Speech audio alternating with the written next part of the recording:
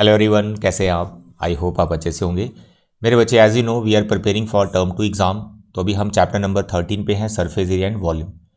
Chapter number 13 मैंने आपकी NCERT से आपको एकदम कंप्लीट करवा दी है। उसकी डिटेल में आपको बता दूं मेरे बच्चे, आपके एनसीईआरटी के अकॉर्डिंग आपने टोटल इसकी 11 एग्जाम्पल्स ही करनी है from the chapter number 13 surface area and volume. और ये सभी एग्जाम्पल्स मैं डिटेल में आपको करवा चुका हूँ, राइट। सो प्लीज़ आप इसके नोट्स मेरे साथ साथ बनाते रहो। सेकंड 13.1, 13.2 और 13.3 ये तीन एक्सरसाइज ही आपके सिलेबस में है। 13.4 आपके सिलेबस में नहीं है, उसमें फर्स्ट टर्म का कॉन्सेप्ट है वो डिलीट हो चुका है फॉर टर्म 2। तो टर्म 2 के लिए आपने 13.4 नहीं करनी है। और जो आपकी ऑप्शनल एक्सरसाइज है 13.5, इसमें से आपको फर्स्ट 4 क्वेश्चंस करने ओनली, वो भी मैं आपको करवा चुका हूँ। बाकी वाले फर्स्ट टर्म से रिलेटेड है। अगर आप एनसीईआरटी को देखें तो इसमें जो टोटल नंबर ऑफ क्वेश्चंस बनते हैं बच्चे, वो 41 बनते हैं। ये सभी 41 क्वेश्चन एक एक मैं आपको डिटेल में सॉल्व करके बता चुका हूँ। मेरे बच्चे, मैं उम्मीद करता हूँ कि आपके ये 41 क्वेश्चंस के नोट्स आपकी नोटबुक पे होंगे और आप एकदम इनको परफेक्ट अभी तक कर चुके होंगे। तो अगर ये परफेक्ट नहीं है तो पहले यार इनको परफेक्ट करो, राइट। अभी मैं इसी चैप्टर की एनसीईआरटी एग्जाम्पलर को ले रहा हूँ। एनसीईआरटी एग्जाम्पलर में डिटेल बता दूँ, टोटल इसकी 18 एग्जाम्पल्स एनसीईआरटी एग्जाम्पलर में। टोटल इसमें 4 एक्सरसाइज हैं। हर एक एक्सरसाइज का यहाँ मैंने नंबर ऑफ क्वेश्चंस लिख रखे हैं और एग्जाम्पल्स को मिलाकर, सभी क्वेश्चंस को मिलाकर अगर हम टोटल करें 80 क्वेश्चंस एनसीईआरटी एग्जाम्पलर में बनते हैं। उसमें से कुछ क्वेश्चंस आपको छोड़ने हैं, लगभग 10 के बराबर। वो क्यों? वो फर्स्ट टर्म से रिलेटेड होंगे। तो फर्स्ट टर्म वाले क्वेश्चन छोड़ दो, लगभग आप लगा लो कि 70 क्वेश्चंस आपको एनसीईआरटी एग्जाम्पलर से करने हैं।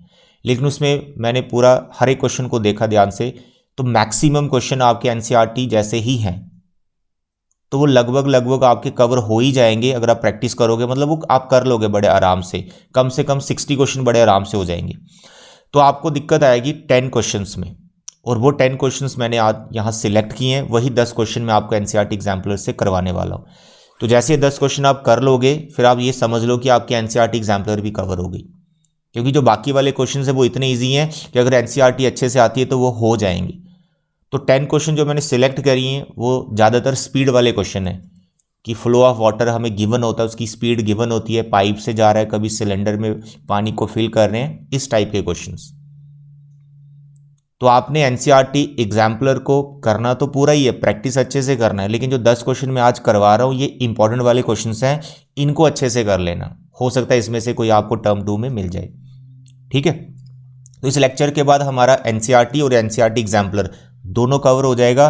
फिर एक लेक्चर में आपको दे दूंगा जिसमें प्रीवियस ईयर क्वेश्चन डिस्कस किए जाएंगे। तो वो भी हम सिलेक्टिव क्वेश्चन ही करेंगे, प्रीवियस ईयर वाले। रीजन क्योंकि यार मैक्सिमम क्वेश्चन एनसीईआरटी से ही आते हैं। तो अगर एनसीईआरटी अच्छी है तो प्रीवियस ईयर क्वेश्चन ऐसे ही आप निपटा लोगे, कोई दिक्कत नहीं है। बट फिर भी कोई ऐसा क्वेश्चन जो थोड़ा घुमा के पूछा हो, वैसे क्वेश्चन में सिलेक्ट करके एक लेक्चर आपका प्रीवियस ईयर का बन जाएगा, ठीक है। तो चलिए अब आज के 10 क्वेश्चन स्टार्ट करते हैं, जो एनसीईआरटी एग्जाम्पलर के मोस्ट इंपॉर्टेंट क्वेश्चन हैं। Okay, this is question number 1। You can read this. A cone of radius 8 centimetre and height 12 centimetre is divided into two parts by a plane through the midpoint of its axis parallel to its base। तो आपको find करना है ratio of the volumes of the two parts. आप notice करें ऐसा question NCERT में नहीं है, ठीक है। तो सिर्फ एनसीईआरटी करने से काम नहीं बनेगा। अगर आप टारगेट कर रहे हैं आपके टर्म 2 में मैथ्स में 40 आउट ऑफ 40 आ जाए, तो भाई एनसीईआरटी एग्जाम्पलर के बिना बात नहीं बनेगी। देखो कैसा क्वेश्चन आ गया। अब नॉर्मली अगर ये क्वेश्चन प्रैक्टिस में नहीं है तो भाई एग्जाम में हो सकता है आपको पता ही नहीं चले इसमें करना क्या है। तो भाई एनसीईआरटी एग्जाम्पलर कर लो, सारी वैरायटी कवर हो जाएंगी क्वेश्चंस की। देखो इस क्वेश्चन में क्या बोल रहा है, ये आपको डायग्राम से समझाता हूँ। देयर इज अ कोन, ठीक है। एक्सिस की बात कर रहा है। एक्सिस क्या हो गया? इसकी जो वर्टिकल हाइट होती है, दिस वन, बैकबोन बोल दो इसकी, जो बैकबोन है रीढ़ की हड्डी। अब इस एक्सिस को मिड से कट कर दिया, मतलब इस कोन को मिड से कट कर दिया, तो ये मिड पॉइंट बन गया इस हाइट का। अगर ए बी इसकी हाइट थी तो ये ओ रख लो, mid point of this A B. Total cone की जो height it is given 12 centimetre. तो यहाँ पर आपका बचा 6 सेंटीमीटर ए ओ, और नीचे ओ बी भी आपका 6 सेंटीमीटर बना। तो यहाँ पर अब आपको जो दो पार्ट्स दिख रहे हैं, ऊपर तो कोनिकल पार्ट दिख रहा है और नीचे ये फ्रस्टम जैसा आपको दिख रहा है। अब आप बोलेंगे सर फ्रस्टम तो सिलेबस में नहीं है। मेरे बच्चे बेशक ये नीचे वाला पार्ट फ्रस्टम है, लेकिन फ्रस्टम में जाने की ज़रूरत नहीं है, बिना फ्रस्टम के हम रेशो निकाल लेंगे दोनों पार्ट्स की, ठीक है। तो यहाँ पर ऊपर जो कोण आपको दिख रहा है ना छोटा वाला, बस इस पे आपने ध्यान देना है कि इसका रेडियस यहाँ पर मिसिंग है। बड़े वाला का तो रेडियस पता है, ये इसका नाम रख लेता हूँ मैं डी। बी डी तो आपको पता है रेडियस ऑफ द कोण दैट इज गिवन 8 सेंटीमीटर, ये तो 8 हो जाएगा। इस कोण की हाइट भी पता है सर, ये 6 हो जाएगा। लेकिन इस कोण का ना रेडियस नहीं पता, छोटे कोण का। अगर इसका रेडियस पता चल जाए तो इसका वॉल्यूम निकल जाएगा, वॉल्यूम निकलेगा तो रेशो भी निकालेंगे। बड़े कोण का तो सब पता है ना, हाइट और रेडियस, उसका वॉल्यूम तो निकल जाएगा। छोटे कोण का रेडियस नहीं पता है, बस वो कैसे निकालना है वही समझना है। तो बहुत ईजी है, बहुत ईजी है मेरे बच्चे। यहाँ पर आपको इसका नाम रखता हूँ सी। यहाँ पर आपको दो राइट ट्राइंगल्स दिख रही हैं, ठीक है। उनको लेंगे और बताएंगे दोनों सिमिलर हैं। प्रूव करने की जरूरत नहीं, आप डायरेक्ट लिख सकते हो। डायग्राम बनाया आपने, नेमिंग वगैरह की। You write here triangle AOC similar to triangle ABD। एक ले ली हमने छोटी वाली ट्राइंगल ये AOC, और एक बड़ी वाली ट्राइंगल जो बड़े कोण में है ABD।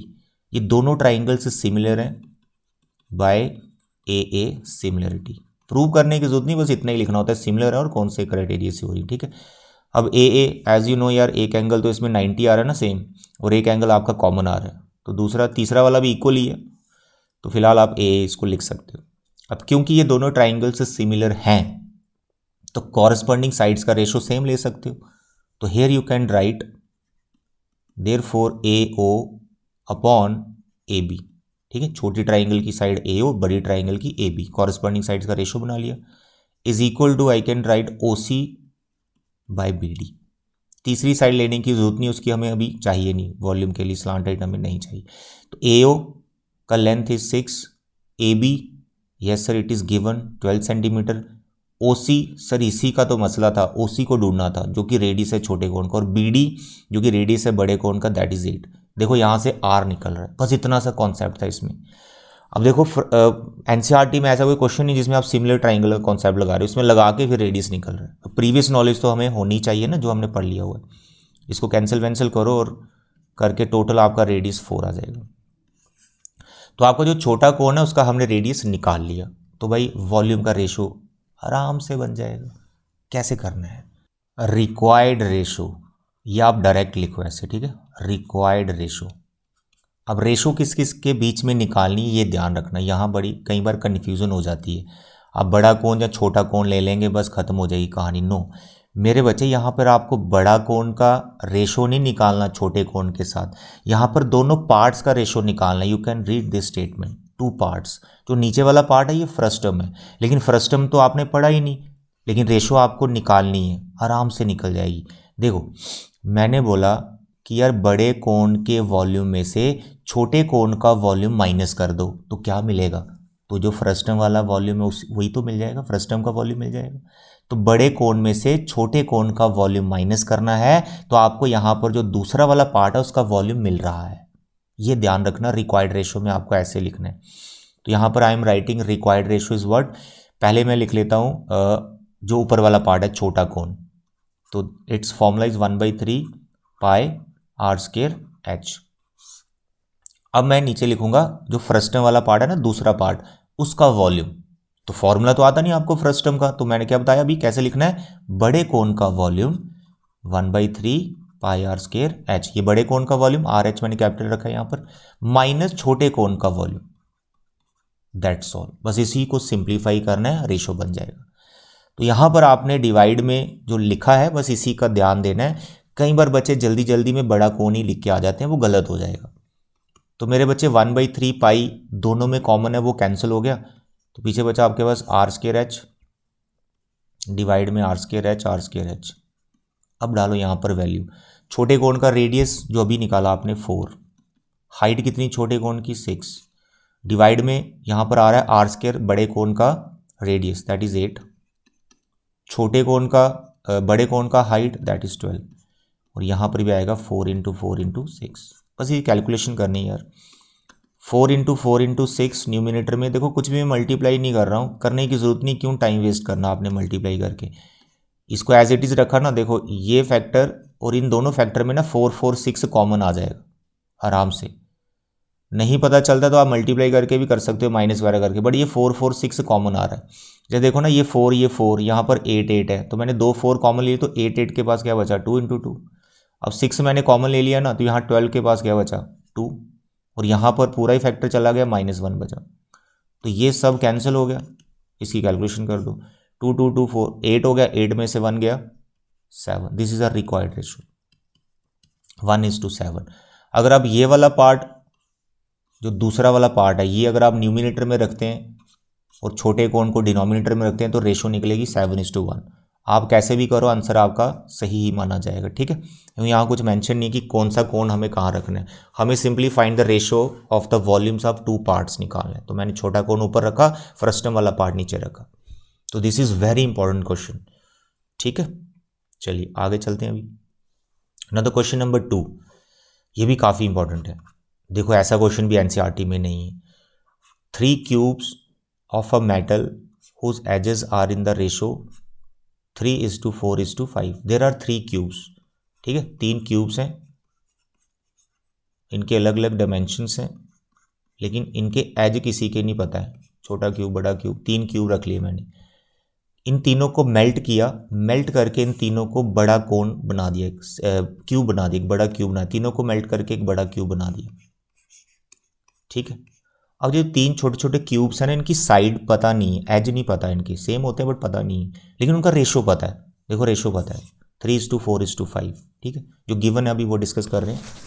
अब जो बड़ा कोण बनाया ना, जो बड़ा कोण बनाया उसके डायगोनल की लेंथ पता है, बड़े कोण के डायगोनल की लेंथ पता है। अब देखो यहाँ पर क्या कि क्यूब का डायगोनल का क्या फॉर्मूला है, दैट यू मस्ट नो, उसके बिना ये क्वेश्चन नहीं कर सकते आप। तो क्यूब के डायगोनल का लेंथ क्या है वो आपको पता होना चाहिए, जो मैं भी आपको बताऊंगा। Find the edges of 3 cubes. ये छोटे छोटे जो क्यूब्स आपको 3 दिख रहे हैं, इनका हर एक का साइड निकालना है, तीनों का एज निकालना है, क्या क्या होगा, बस हमें रेशो बता दी। तो सबसे पहले आप ऐसा करो, ये जो बड़ा क्यूब है ना, जो बड़ा क्यूब है, इसका क्योंकि हमें डायगोनल पता है तो इसकी साइड आप निकाल सकते हो, ऐसे ही चुटकी बजा के साइड निकल जाएगी। क्योंकि जो क्यूब, जो डायगोनल का फॉर्मूला है वो साइड में ही होता है, ठीक है। बड़े क्यूब का हमें डायगोनल पता है तो साइड निकल जाएगी, साइड निकल जाएगी, इसका वॉल्यूम निकल जाएगा, इसका वॉल्यूम निकल जाएगा। तो जो बड़े क्यूब का वॉल्यूम है वो इन तीनों क्यूब के बराबर ही है, क्योंकि इन्हीं को मेल्ट करके बड़ा क्यूब बनाया। देखो कैसे करना है। सबसे पहले आप लिखो लेट एज ऑफ, ऐसे लिख लो बिग क्यूब, जो बड़ा वाला क्यूब बनाया हमने, उसका एज लेट कर लो, लेट इट बी ए, ठीक है। नाउ अब मुझे बताओ डायगोनल ऑफ अ क्यूब क्या फॉर्मूला होता है। डायगोनल ऑफ ए क्यूब का क्या फॉर्मूला होता है, ये होता है आपके पास क्यूबाइड होता है √a² + b² + c²। क्यूबाइड, क्योंकि क्यूब में सारे एज सेम होते हैं, तो √3a² बनता है, तो a तो बाहर आ जाता है और अंदर 3 बनता है। तो a को आप ऐसे लिख सकते हो सर एज इंटू √3। ये फॉर्मूला याद रखो, क्यूब के डायगोनल का फॉर्मूला, ये होती है length of the diagonal of the cube. अब क्योंकि ये लेंथ हमें गिवन है, ठीक है ना, और एज को मैंने a लिया हुआ, तो मैं डायगोनल का जो फॉर्मूला है उसको किसके को ले सकता हूं, जितना उसका लेंथ दिया हुआ है 12√3, √3 कैंसिल, a 12 आ गया। तो ये जो a आपने निकाला ये क्या फाइंड कर लिया, जो बड़ा क्यूब है उसका एज फाइंड कर लिया। तो अगर आप एज फाइंड कर लिया बड़े क्यूब का तो इसका वॉल्यूम भी निकाल सकते हो। Now what is volume of big cube, किसके बराबर होगा volume of big cube, sir ji 12 का क्यूब। क्यूब करने की जरूरत नहीं, इसको ऐसे ही लिखो, ठीक है, सेंटीमीटर में ही। अब इसका होल क्यूब ओपन करने की जरूरत नहीं। तो आपने बड़े क्यूब का वॉल्यूम निकाल लिया। अब बड़ा क्यूब बना कैसे था, 3 क्यूब्स को मेल्ट करके बड़ा क्यूब बना था। इसका मतलब वॉल्यूम ऑफ जो बिग क्यूब है is equal to volume of 3 cubes, sum of 3 cubes, ठीक है। तीनों के वॉल्यूम को प्लस करेंगे तो इसके बराबर आएगा। अब क्योंकि जो छोटे क्यूब्स हैं उनका एज तो पता ही नहीं, उनके एज की रेशो पता है, तो उसी रेशो से हमने लेट करने इनके एज। तो यहां पर आप लिख सकते हो लेट एज ऑफ, या साइड ऑफ लिख सकते हो, एज ऑफ फर्स्ट क्यूब, जो छोटा वाला, रेशो क्या थी 3:4:5, ठीक है, रेशो में रखी 3:4:5, तो इसका रख लो 3x, और edge of the second cube इसको रख लो आप 4x, और edge of the third cube इसको रख लो आप 5x। तीनों के एज लेट कर लिए, पहला क्यूब, दूसरा क्यूब, तीसरा क्यूब, तीनों की साइड आ गई। तीनों की साइड आ गई तो वॉल्यूम भी आ जाएगा। अब आप लिख सकते हैं 3x का क्यूब 4x का क्यूब प्लस 5x का क्यूब। ये क्या लिख रहा हूँ मैं? तीनों छोटे क्यूब्स का वॉल्यूम लिख रहा हूँ। Side cube plus side cube plus side cube, तीनों क्यूब्स का ये वॉल्यूम का सम किसके बराबर? बड़े क्यूब के वॉल्यूम के बराबर। और बड़े क्यूब का वॉल्यूम हमने पहले निकाल रखा है 12 का क्यूब। तो हेयर आई एम राइटिंग, इसको थोड़ा आप सिंप्लीफाई करें। 3 का स्क्वायर क्यूब 27, 4 का क्यूब 4 4 जा 16 64, और इसका आ जाएगा 125। ठीक है बेटा, तो here you can write it 12 into 12 into 12। अब इन तीनों को प्लस कर दो। ठीक है, आप प्लस करोगे you will get 216 x cube. यहाँ पर आ गया 12 इंटू 12 इंटू 12 एक्स क्यूब के नीचे, यहाँ इसके नीचे ले जाओ 216। 216 किसका परफेक्ट क्यूब है? ये 6 का। डाइस पढ़ा होगा आपने, वहाँ देख सकते हो आप।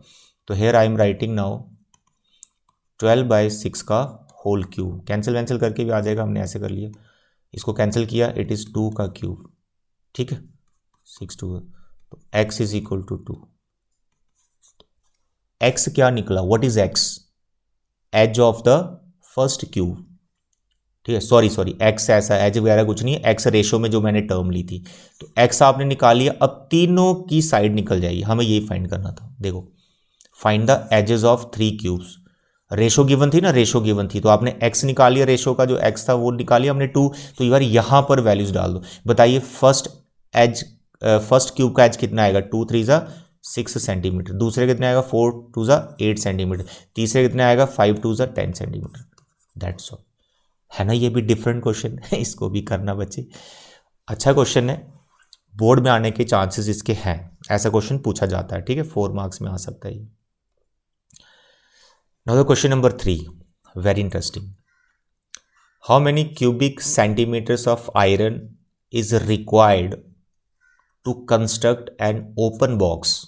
ठीक है, आयरन का एक बॉक्स बनाना आपने, ऊपर से उसको ओपन रखना है। whose external dimensions are this, this and this। जो आपका बॉक्स बनेगा उसकी बाहर से अगर आप मेजरमेंट करोगे ना, बाहर वाली साइड से स्केल से मेजरमेंट करोगे, तो भाई ये लेंथ, ये विड्थ और ये उसकी हाइट।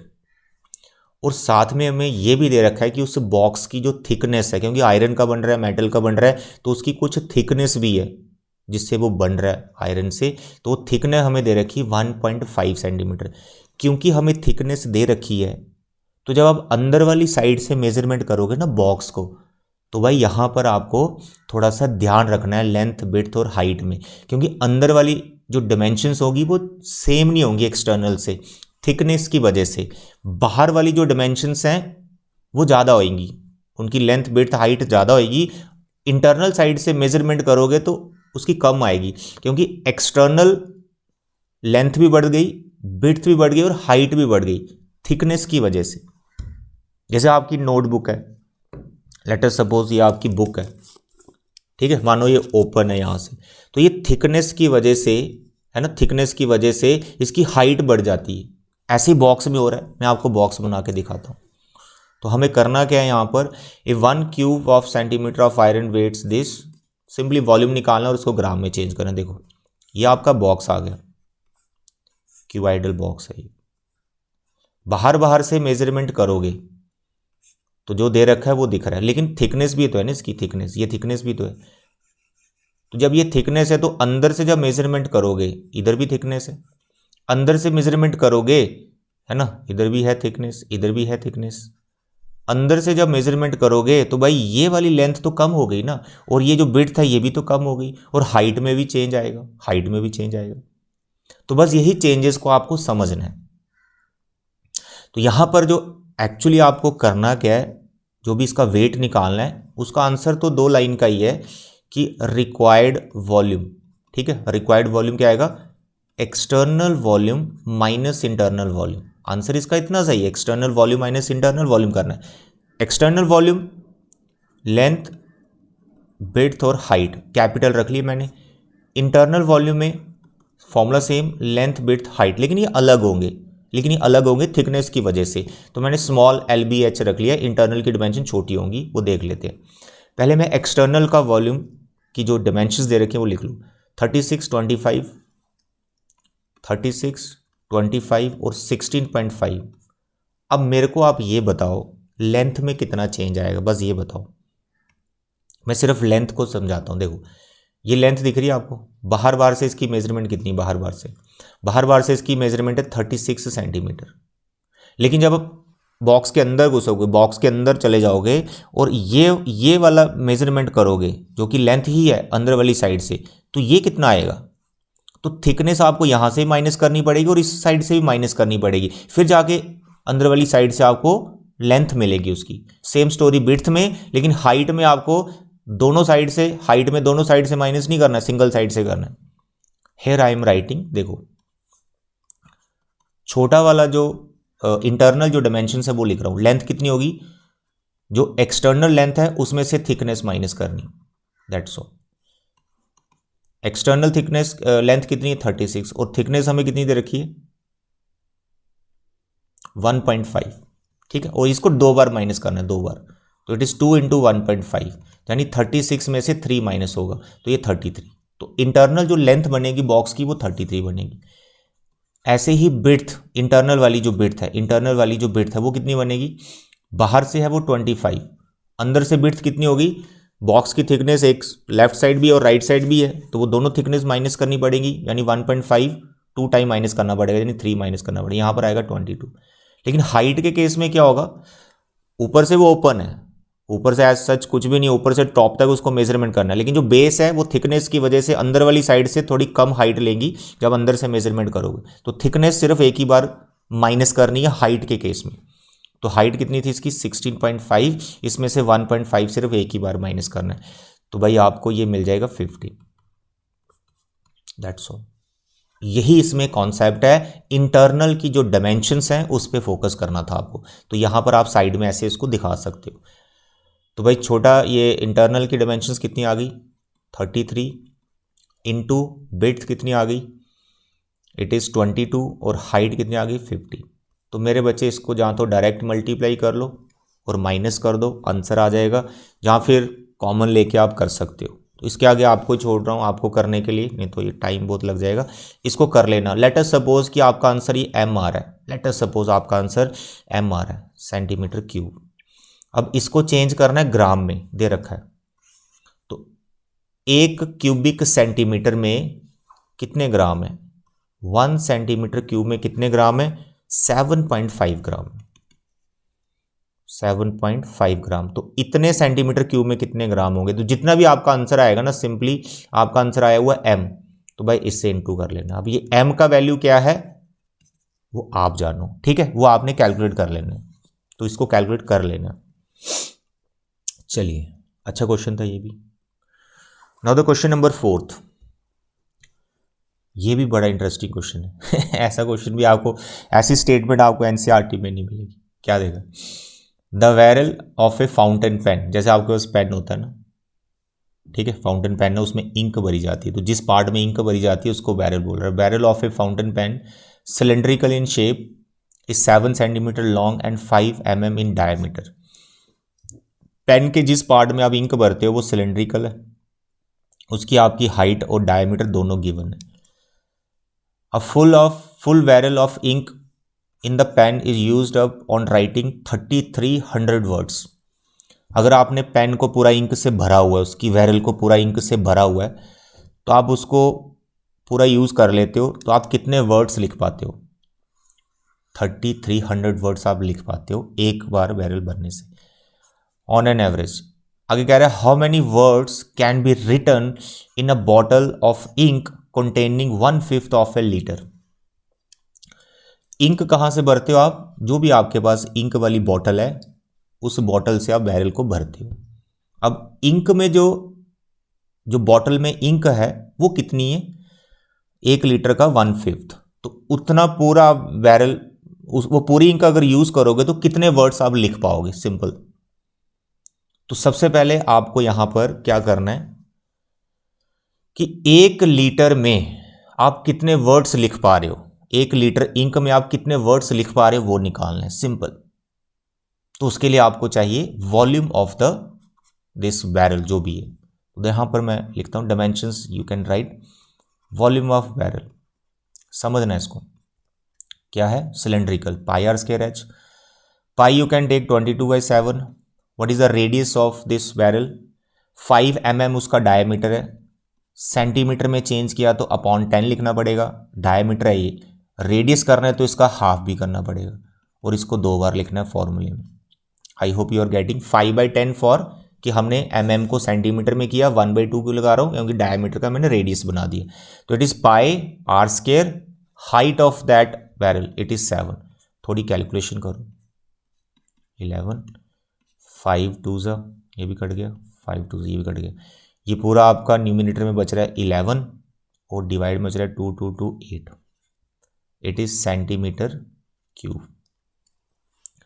जो बैरल में इंक पड़ी हुई है, पेन में जो इंक पड़ी है वो इतनी इंक है, 11/8 सेंटीमीटर क्यूब। इसको चेंज करो पहले लीटर में, तो आप लिखेंगे वॉल्यूम ऑफ बैरल, ठीक है, इन लीटर कितना होगा, सेंटीमीटर क्यूब को लीटर में लेके जाना है, बताओ क्या करते हो आप, इसको 1000 से डिवाइड कर दो, ये हो गया लीटर। तो भाई पेन में इतना लीटर इंक डला, ये जो आपने निकाला इतना लीटर इंक डला हुआ, इतने लीटर इंक से आप कितने वर्ड्स लिखते हो, इतने लीटर से आप कितने वर्ड्स लिखते हो वो आपको गिवन है 3300 वर्ड्स, क्योंकि ये पेन के अंदर जो इंक है अभी आपने उसका वॉल्यूम निकाला हुआ है।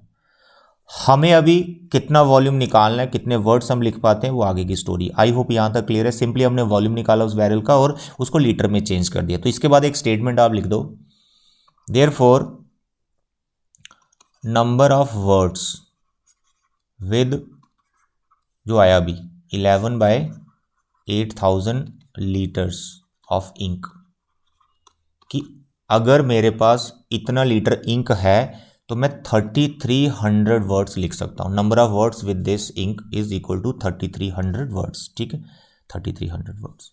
अब यहां पर आप लिखो number of words with 1 litre, कि अगर आपके पास 1 लीटर इंक है तो आप कितना लिख सकते हैं, इतने लीटर से आप इतना लिख रहे हैं तो 1 लीटर से कितना लिखेंगे यार, इसको डिवाइड करना है सिंपली, 3300 डिवाइड बाय जो भी है 11/8000। थोड़ा आप सिंप्लीफाई करें, 3300 इसको आप रेसिप्रोकल करें, 8000 डिवाइड बाय 11, कैंसिल कर सकते हैं, 11 3 8 3 24 और यहाँ पर आ गई 5 0। ये है वर्ड्स। 1 लीटर, मैं बोला 1 लीटर से आपने निकाल लिया। अब 1 लीटर निकाल लिया, उसके बाद जितना भी पूछा हो दैट यू कैन फाइंड। अब इस क्वेश्चन में पूछा कि 1/5 ऑफ लीटर उस बॉटल में इंक पड़ी हुई है, तो अगर 1 लीटर में आप इतने वर्ड्स लिख पा रहे हो तो therefore number of words with 1/5 of litre, 1 litre का 1/5 कर दो तो आप कितने वर्ड्स लिख पाओगे, number of words with 1/5 of litre of ink, इतने से कितना लिख पाओगे यार, इसको 5 से 1/5 से मल्टीप्लाई कर दो, 1/5 से मल्टीप्लाई कर दो या 5 से डिवाइड कर दो, एक ही बात है। आता समझ, दैट्स ऑल। तो 5 यहाँ लगा देंगे तो कैंसिल कर दें, 5 4 20 48, ठीक है, तो 4 0 बच गई इसकी, दैट्स ऑल। इतने वर्ड्स आप लिख पाएंगे, 4,80,000, दैट्स ऑल।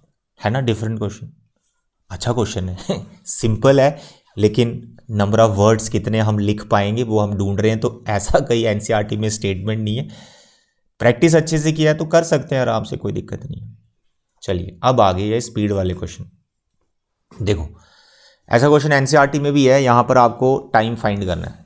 तो अगर वो वाला क्वेश्चन एनसीईआरटी का अच्छे से आता है ना, जो 8th और 9th क्वेश्चन करा रखे हैं 13.3 के, तो भाई ये वाला भी आप आराम से कर सकते हैं। देखो स्टोरी क्या है, water flows eight the rate of this, तो रेट जो दे रखा होता है वही हमें लेंथ हाइट कुछ प्रोवाइड करता है, ये मैंने आपको समझा रखा है। थ्रू अ पाइप, और पाइप का हमें डायमीटर गिवन है। अब पाइप से जो पानी आ रहा है जा कहाँ रहा है, how long would it take to fill a conical vessel, वो पानी से हमें कोनिकल वेसल को फिल करना है और जिसका हमें डायमीटर और डेप्थ दे रखी है। ये तो बड़ा आसान क्वेश्चन, बहुत ही ज़्यादा आसान क्वेश्चन है। जब भी आपको ऐसे स्पीड वाले क्वेश्चन आए ना, आपको स्पीड गिवन हो, तो जिस स्पीड से पानी फ्लो कर रहा है उसी स्पीड को देखते हुए, उसको समझते हुए आपने उस स्पीड के रिस्पेक्ट में उस वाटर का वॉल्यूम निकालना होता है। बस सिर्फ वॉल्यूम निकालना होता है। क्वेश्चन आराम से हो जाए। 2 स्टेप का क्वेश्चन है। देखो आपको क्या लिखना है, थोड़ा सा डायरेक्ट कर रहा हूं, डायमेंशंस वगैरह आप लिख लेना। यहां पे आपको लिखना है volume of water through pipe, कि पाइप से जो पानी आ रहा है, इतना तो पता है कि 1 मिनट में 10 मीटर वो डिस्टेंस कवर करता है, इतना तो पता है, लेकिन उसका वॉल्यूम कितना है, बस वो आपको यहां पे लिखना होता है हमेशा ही।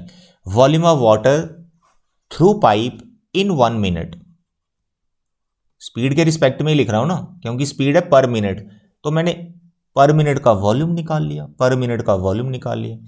तो ये स्टेटमेंट आपकी फर्स्ट स्टेटमेंट होगी डायमेंशंस लिखने के बाद। Volume of water through pipe in 1 minute.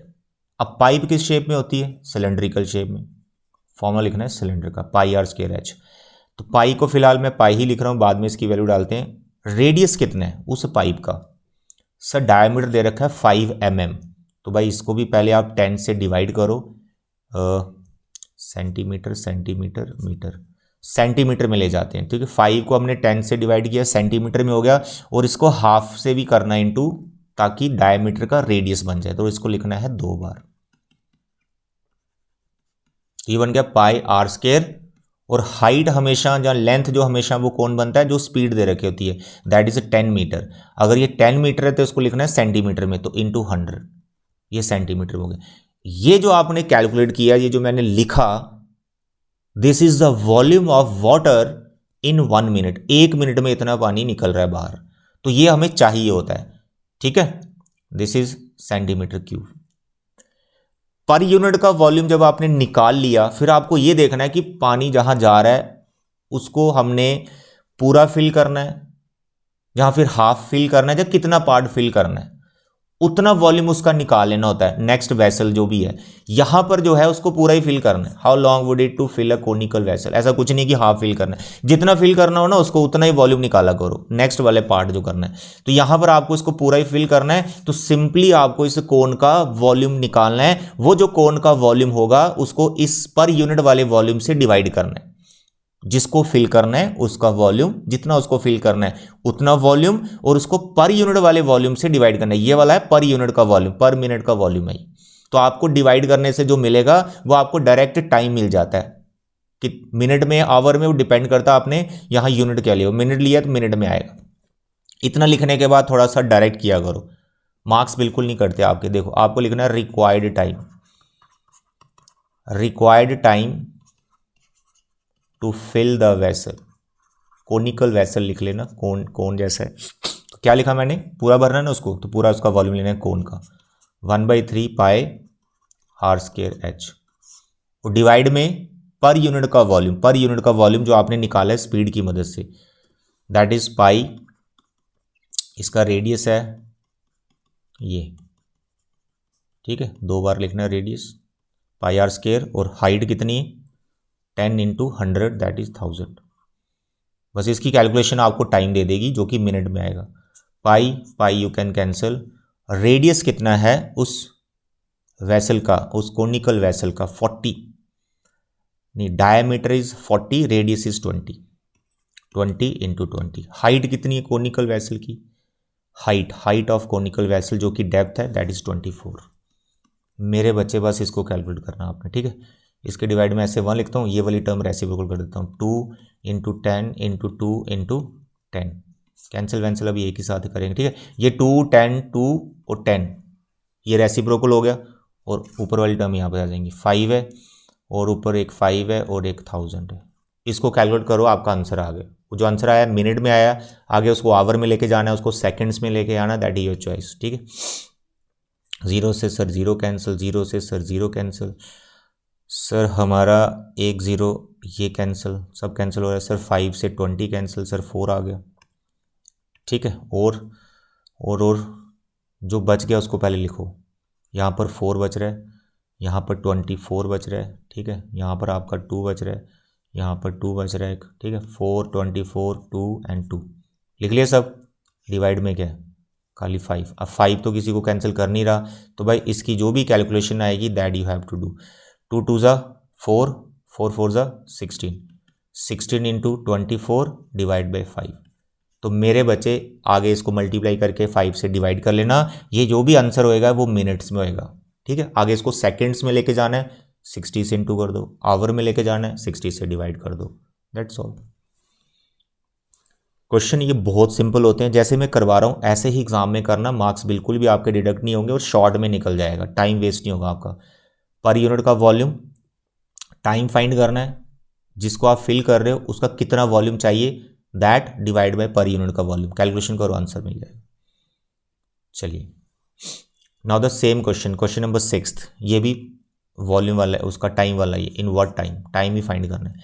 अब इसमें क्या हो रहा है, water is flowing at the rate of this through a pipe diameter this, फिर से पाइप से आ रहा है, उसका वॉल्यूम निकालो, पर यूनिट का वॉल्यूम निकालो, यानी पर आवर का वॉल्यूम निकालो। वो वॉल्यूम से किसको डिवाइड करना है, जिसको फिल कर रहे होंगे, पानी जहां पे जा रहा होगा, कहां जा रहा है पानी, into a cuboidal pond which is 50 metre long, इतना वाइड और इतनी उसकी हाइट रखनी है। तो यहाँ पर क्यूवाइड पूरा ही उसको भरना है, ऐसा कुछ नहीं है, मतलब इतनी हाइट तक चाहिए, तो वॉल्यूम में ये वाली हाइट को यूज़ कर लेना है, ठीक है। देखो यहाँ पर पहले आपको लिखना है volume of water through pipe, कि पाइप से जो पानी आ रहा है थ्रू पाइप इन 1 आवर, 1 घंटे में कितना पानी आएगा।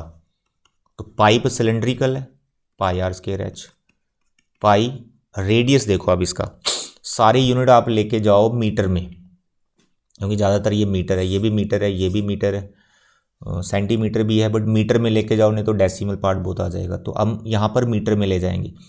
अब देखो पाइप का रेडियस से डायमीटर है 14 पाइप का, तो रेडियस कितना हो गया 7, तो 7 सेंटीमीटर को मीटर में अगर लिखना आपको,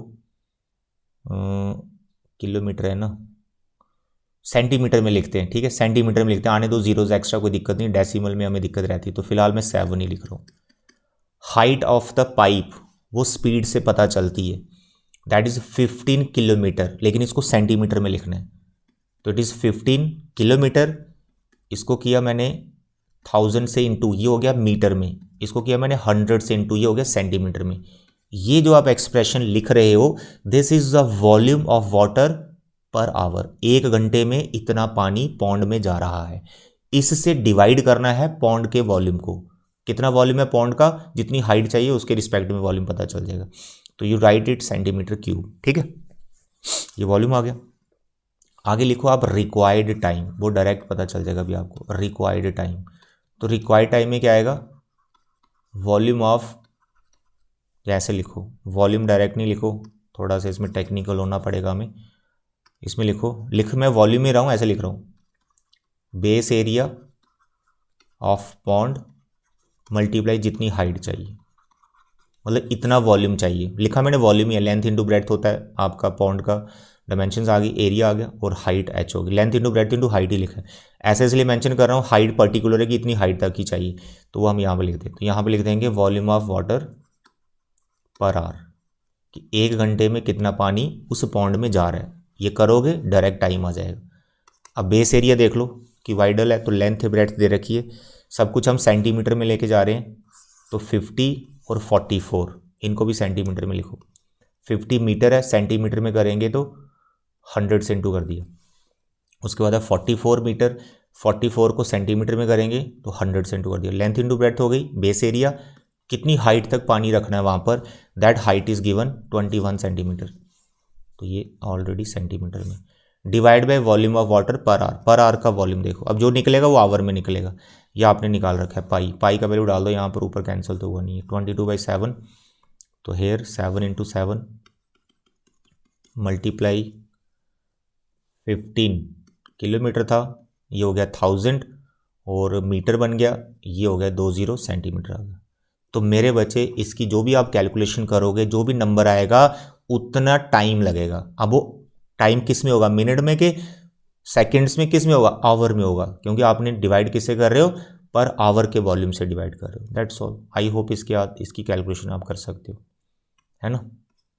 ये 3 0 इधर से गई, 1 2 3, 2 0 इधर से गई, 1 2, 7 और 7 ये भी कैंसिल हो गया, बाकी ये 5 इसको भी काट रहा है, 3 आ गया, और भी बहुत कुछ रहा है, 22 गया 11 से, ये भी गया 11 से, 4, ये पूरा ही कट गया 2, तो ऊपर बचा आपका 2, एक 21, ठीक है, एक 2 बचा, एक 21 बचा, और डिवाइड में एक 7 बच रहा है और एक 3 बच रहा है, यहाँ बच गया 7 3 ये पूरा ही कट गया, 2 घंटे लगेंगे, 2 घंटे लगेंगे उस पॉन्ड को उतना भरने में जितनी उसकी हाइट बन जाए पानी की 21 सेंटीमीटर। बस ये कॉन्सेप्ट है, कितने शॉर्ट में आपको बता रहा हूँ मैं, ऐसा ही करके आना बच्चे, और क्वेश्चन सारे प्रैक्टिस कर लो, याद ही हो जाएंगे आपको। चलिए नेक्स्ट क्वेश्चन, क्वेश्चन नंबर 7, काफ़ी इंटरेस्टिंग है, ये भी कुछ ऐसा ही है, थोड़ा सा इजी है ये। 500 persons are taking a dip into a cuboidal pond। 500 लोग एक क्यूबाइडल पॉन्ड में डुबकी लगा रहे हैं, और उस पॉन्ड की लेंथ और विड्थ दे रखी है हमें मीटर में। What is the rise of water level in the pond if the average displacement of the water by a person is this cubic meter? Simple सी स्टोरी है, एक पॉन्ड है, लेंथ ब्रेड्थ उसकी दे रखी है, जब उसमें डुबकी लगाओगे ऑफकोर्स पानी ऊपर को आएगा, डिस्प्लेस होके पानी ऊपर को आएगा। कितना पानी डिस्प्लेस हो रहा है? 500, 1% की वजह से वो ये है, तो 500% की वजह से कितना होगा, इसको इससे मल्टीप्लाई कर देंगे, तो टोटल वॉल्यूम डिस्प्लेस्ड आ जाएगा बाय 500%। ये है पर पर्सन, ये है 500, दोनों को मल्टीप्लाई करो, टोटल वॉल्यूम डिस्प्लेस्ड आ जाएगा। जब टोटल वॉल्यूम पता चल गया कितना डिस्प्लेस हो रहा है, तो वो उसने हाइट कितनी बनाई थी, ऊपर कितना आया, वो हाइट कितनी बनी उस वाटर की, वो आपको फाइंड करनी, जो कि यहां पे डायरेक्ट आपको मिल जाएगी, राइज इन वाटर। तो उसके लिए आपको जो पॉन्ड है उसका आपका बेस एरिया चाहिए, तो ये डायरेक्ट ही आंसर है। देखो राइज ऑफ वाटर, तो आपका ऐसे लिखना होता है, जितना वाटर डिस्प्लेस हुआ 500% की वजह से, वो वॉल्यूम आपको लिखना होता है न्यूमिनेटर में। तो आपको लिखना है volume of water displaced by 500% divide by base area of that pond, base area of pond, that's all. Height आएगी, क्योंकि ये राइज ऑफ वाटर तो h है ना, तो बेस एरिया उसका एरिया हो गया, तो h इंटू एरिया वॉल्यूम होता है, तो उसी रिलेशन को मैं कुछ ऐसे बना के लिख रहा हूँ। चलिए आप ये फॉर्मूला याद रखें, डायरेक्ट राइज इन वाटर हम कैसे निकालते हैं। वॉल्यूम ऑफ वाटर डिस्प्लेस्ड 500%, एक कितना है 0.04, और नीचे बेस एरिया मीटर में ही चलेगा सब, तो सब मीटर में ही है, तो इट इज़ 80 इंटू 50। मेरे बच्चे इसकी जो भी कैलकुलेशन करोगे वो डायरेक्ट आपकी हाइट मिल जाएगी। 2 0 यहाँ से कैंसिल हो गई, 5 ने इसको काटा, ये है 4 डिवाइड बाई 2 0, इसके नीचे 8 है, इसको ऐसे कर दो, इसको कैंसिल कर दो, ये 2 आ गया, ठीक है, 4/100, नीचे बचा हुआ है 8, ठीक है, बिल्कुल सही। तो it is 1/200, 1/200 what is metre, 1/200 metre. तो अगर इसको सेंटीमीटर में चेंज करना है, देन मीटर को आप क्या करो, 100 से मल्टीप्लाई कर दो, तो आपको मिलेगा 1/2 सेंटीमीटर, यानी 0.5 सेंटीमीटर, हाफ सेंटीमीटर पानी ऊपर हो जाएगा, ठीक। तो ये था आपका question number 7, very interesting and very easy. Now the question number 8, it is also very important and very easy question, ठीक है। देखो क्वेश्चन है, building is in the form of cylinder surmounted by a hemispherical vaulted dome and contains this much air, यानी volume दे रखा है पूरी building का। In short, if the internal diameter of the dome is equal to its total height above the floor, find the height of the building. Diagram से समझाता हूँ, सुनो। There is a cylindrical shaped building, और इसके ऊपर hemispherical डाल दिया, ये बन गया आपकी बिल्डिंग, ऐसी बिल्डिंग है, ठीक है। आपको फाइंड करनी है इसकी हाइट, इस बिल्डिंग की हाइट फाइंड करनी है, टोटल हाइट। ये अच्छी बात क्या है कि इस पूरी बिल्डिंग का हमें वॉल्यूम गिवन है, and that is this one, 41:19/21। इस पूरी बिल्डिंग का हमें वॉल्यूम गिवन है, ये हमें अच्छी बात है, हाइट लेकिन मिसिंग। अब पूरी बिल्डिंग जो है हेमिस्फेरिकल की बन रही है और सिलेंड्रिकल पार्ट की बन रही है, तो हेमिस्फेरिकल और सिलेंड्रिकल का वॉल्यूम तो हमें निकालना ही पड़ेगा, है ना। देखते हैं अभी कैसे निकालेंगे। तो यहाँ पर कुछ डायमेंशंस हम लेट कर लेते हैं। रेडियस इसका हम आर रख लेते हैं, सिलेंड्रिकल और हेमिस्फेयर का सेम ही होएगा। ये वाली हाइट जो हेमिस्फेरिकल की है ये भी रेडियस ही होता है। इससे आप सिलेंड्रिकल पार्ट की हाइट को लिख पाएंगे, क्योंकि ये रेडियस है और ये सिलेंड्रिकल पार्ट की हाइट है इतनी। तो ये सिलेंड्रिकल पार्ट की हाइट कितनी होगी, that you can say total height मैंने एच ले ली, इतना ये रेडियस है, तो ये कितना होगा एच माइनस आर। तो सिलेंड्रिकल का हाइट भी मैंने लिख लिया, रेडियस तो इसका आर ही रखेंगे।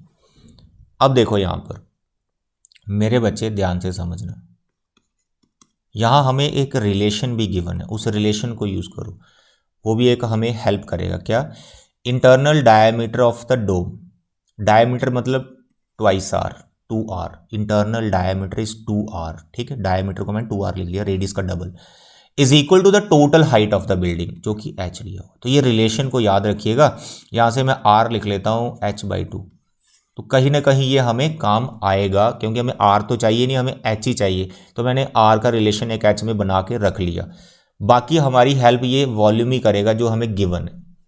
तो आपको यहाँ पे लिखना है वॉल्यूम ऑफ बिल्डिंग, जो कि हमें गिवन है, एंड दिस इज 41:19, 19/21, ठीक है, this is given.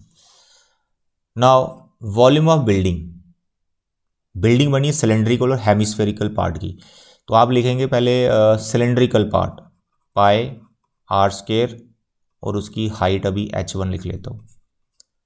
Hemispherical part 2/3 pi r³, ठीक, इसको थोड़ा कैलकुलेट कर लो।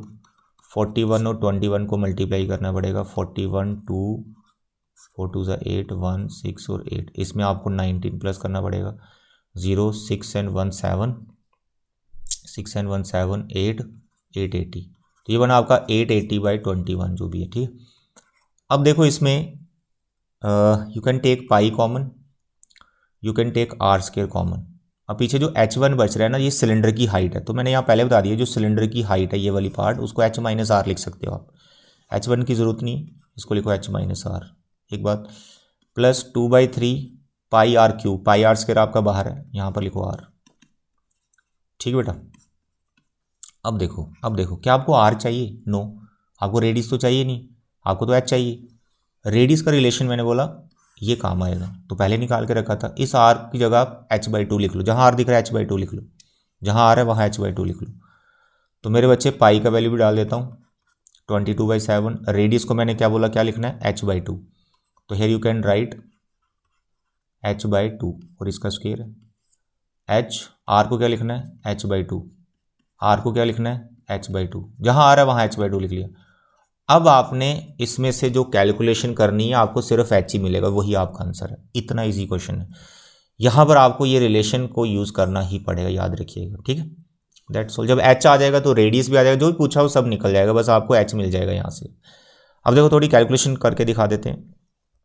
22/7 को मैं उधर ले जाऊँगा, नीचे h²/4 यहाँ इसके साथ में बच रहा है, ब्रैकेट में आपका टोटल इसको कैंसिल कर दो, और h और h/2 की जो सब्ट्रैक्शन आएगी वो h/2 आएगी, क्योंकि 1h में से हाफ h आप माइनस कर रहे हो, तो हाफ h भी बचेगा, यानी h/2 बचेगा, that you can right directly, और यहाँ बचा हुआ प्लस h/3, ठीक। उस तरफ कितना था हमारा 880 डिवाइड बाई 21, और मैं दूसरी तरफ क्या लेके जा रहा हूँ पाई, तो यहाँ पे हो जाएगा 7/22, ये सब कैंसिल हो रहा है। देखो अब h², इसका एलसीएम लिया 3 2 6, इधर आ गया 3h प्लस 2h, और ये वाला 4 भी मैं उधर लेके जा रहा हूँ, इसको थोड़ा कैंसिल कर दूँ, चलो अभी करते हैं। 7 21 22 और ये कहाँ गया 4, ये 4 उधर लेके जा रहा हूँ 4, अब करो कैंसिल। तो मेरे बच्चे इस 4 ने इसको कैंसिल किया 2 से, यहाँ 11 आ गया, यहाँ 2 बचा, ठीक। ये 11 इसको काट रहा है, 11 8 ज़ा 88, 80 बन गया। 7 इसको काट रहा है, 3 बचा, 3 इसको काट रहा है, 2 बचा, कैंसिल ही हो रहा है सब कुछ। यहाँ पर आ गया 3h 2h is 5h divide by 2, और ऊपर यहाँ बच रहा है 80, एक बच रहा है 2 डिवाइड में यहाँ सब कैंसिल हो गया। अब ये 5 बच रहा है, 5 80 को काटेगा, 5 जब 80 को काटेगा तो यहाँ पे आएगा 16। तो आपका यहाँ पर बचा एच स्क्वायर और एच क्यूब हो गया, और यहाँ पे 16 है, और ये कितना है 2, और ये 2, ये उधर जाएगा 4। तो भाई परफेक्ट क्यूब बन गया।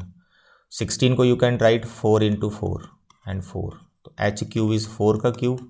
What is H? 4 मीटर था, सेंटीमीटर, मीटर ही होगा, बिल्डिंग है तो मीटर। दैट्स ऑल, बस यही आपको एच निकालना था। ठीक है, question number 8।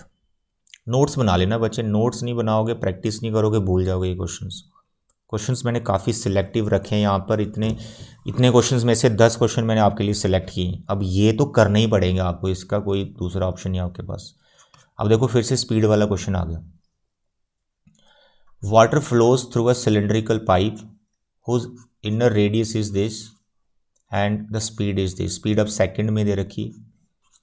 In an empty cylindrical tank the radius of whose base is this, what is the rise of water level in the tank in half an hour. यहाँ थोड़ा change है, राइज इन वाटर ही find करना है, height ही find करनी है, लेकिन भरना कितनी देर के लिए उस सिलेंड्रिकल टैंक को, ठीक है ना, आधे घंटे के लिए। ये बड़ा इंपॉर्टेंट है। तो यहाँ पर आप 1 सेकेंड का जो वॉल्यूम निकालेंगे ना, उसको पहले हाफ आवर के वॉल्यूम में कन्वर्ट करेंगे। This is very important question. ये भूल गए तो फिर गड़बड़ हो जाएगा। देखो सबसे पहले आप लिखो volume of water through pipe. ये स्टेटमेंट तो याद कर लो, बार बार आपको लिखनी है। Volume of water through pipe in 1 second, 1 second में कितना पानी निकल रहा है उस पाइप से। पाइप सिलेंड्रिकल है, pi r square h, pi you can take 22/7। Radius कितना है पाइप का? 1 सेंटीमीटर, 1 इंटू 1। हाइट कितनी है पाइप की? तो वो स्पीड से ही पता चलती है। तो स्पीड कितनी है? 80 सेंटीमीटर पर सेकेंड। तो यहाँ पर लिखना है 80। इतना पानी पाइप से निकल रहा है 1 सेकेंड में, ये याद रखें, सेंटीमीटर क्यूब। लेकिन ये पानी कितनी देर के लिए आपने टैंक में फिल करना है? आधे घंटे के लिए। तो यहाँ पर आपको इसको कन्वर्ट करना है, ठीक है, यहाँ पर कन्वर्ट करना है। यहाँ पर आपको लिखना है therefore volume of water through pipe in half hour, half an our.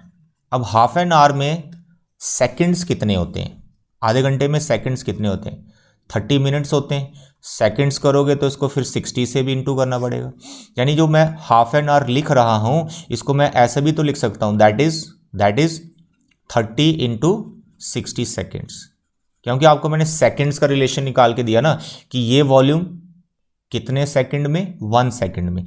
1 second में अगर इतना वॉल्यूम निकल रहा है तो इतने सेकंड में कितना निकलेगा? बस इनको मल्टीप्लाई करना है। 1 पेन 5 रुपए का है तो 10 पेन कितने के? 10 से इंटू करना है। तो यहां पर 1 सेकंड वाले वॉल्यूम को इससे पहले इंटू करना, तो वो वॉल्यूम आ जाएगा जो आधे घंटे में फिल करना आपको टैंक के अंदर। तो that you have to find. तो आपने लिखा हुआ 22/7, रेडियस इसका 1 था और हाइट थी उसकी 80। इंटू किसके करना है? 30 इंटू 60 के साथ। This is now volume for half an our. This is volume for half an our. अब आप लिखो राइज ऑफ वाटर लेवल, ठीक है, कितना हाइट बना लेगा पानी उस सिलेंड्रिकल टैंक में जिसको आप भर रहे हो। तो भाई ये वॉल्यूम जो उसमें भरना है, volume of water for half an hour, जितना पानी उसमें भरना है आधे घंटे के लिए, divide by base area. Divide by base area, height तो ऐसे निकलेगी, पहले बताया आपको। Volume of water for an half an आपके सामने 22/7, 1 into 1 80, 30 into 60, divide by base area. Base area देखो किसको भर रहे हो आप? सिलेंड्रिकल टैंक को। तो उसका बेस एरिया क्या होता है? Circular, pi r square. तो pi r square you have to write down. Pi का वैल्यू आप डालो, कैंसिल हो जाएगा। रेडियस कितना है? रेडियस इज 40, तो इट इज 40 इंटू 40। पाई तो कैंसिल हो गया आपका, 0 0 0 0 सब कैंसिल हो गया, 4 2 सब कैंसिल हो गया, 2 इससे क्या 30, दैट्स ऑल। यहाँ पर आ जाएगा 3 3 9 90। Okay, 3 3 9, that's all. 90 it is in centimetre. तो जो वाटर लेवल है, आधे घंटे के लिए पानी भरते रहो तो कितनी हाइट बनाएगा? 90 सेंटीमीटर की हाइट बनाएगा। कैलकुलेशन देख लेना यार, कोई एरर होगा तो देख लेना, but I hope it is correct. This was question number 9th। Now the question number 10th, very interesting, very interesting. मेरे बच्चे 16 glass spheres each of radius 2 centimetre are packed into a cuboidal box. अब ऐसा रख लो, glass sphere मतलब marble, सोचो आप mind में, स्फेरिकल मार्बल हैं 16, वो आपने क्यूबाइडल बॉक्स में फिट कर दिए और उसकी डायमेंशंस दे रखी हैं, जहां आप फिट कर रहे हो क्यूबाइडल बॉक्स में इंटरनल डायमेंशंस दे रखी हैं, लेंथ ब्रेड्थ हाइट दे रखी है। Then the box is filled with water, फिर उसके बाद पानी भरा गया उसके अंदर। Find the volume of water filled in the box. Easy question है ये। 16 ग्लास स्फेयर देख के हो सकता है आप परेशान हो जाए, ऐसा बिल्कुल भी नहीं होना आपने, परेशान तो होना ही नहीं आपने, टेंशन तो कोई लेनी नहीं है। देखो ये आपका क्यूबाइडल बॉक्स आ गया, इसके अंदर आपने मार्बल फिट कर दिए स्फेरिकल। देखो ये पूरा यहाँ ऊपर तक आपने इनको रख दिया, यहाँ पर पूरा इसके अंदर भरा हुआ है। तो भाई मेरी बात सुनो, इनके बीच में स्पेस बचेगी कि नहीं बचेगी? बिल्कुल बचेगी। पैक्ड है ये टोटल है, बहुत सारे हैं ये टोटली पैक्ड है। तो जब 4-5 आप मार्बल्स इकट्ठी करोगे तो उनमें स्पेस तो बचेगी, तो जो पानी है उसी स्पेस के अंदर ही जमा होगा, क्योंकि क्यूबाइड के अंदर इन मार्बल्स ने स्पेस कवर कर ली हुई है। तो जो बची हुई स्पेस है बस आपको वही फाइंड करनी है, वही वाटर का वॉल्यूम होगा, उतना ही पानी आप उसमें भर पाएंगे। तो करना क्या है, क्यूबाइड का वॉल्यूम उसमें से 16 ये जो सफ़ेयर है इनको माइनस करना है। मैंने ज़्यादा बना दिए 16 ही अंदर, ठीक है। तो यहाँ पर आपको डायरेक्ट लिख लेना है रिक्वायर्ड वॉल्यूम ऑफ वाटर। क्या लिखना है? वॉल्यूम ऑफ क्यूबाइड, जिसके अंदर मार्बल थे, volume of cuboid, length into breadth into height, उसका फॉर्मूला लगा दिया मैंने। Volume of cuboid minus volume of 16 सफेयर्स जो आपने उसमें रखे।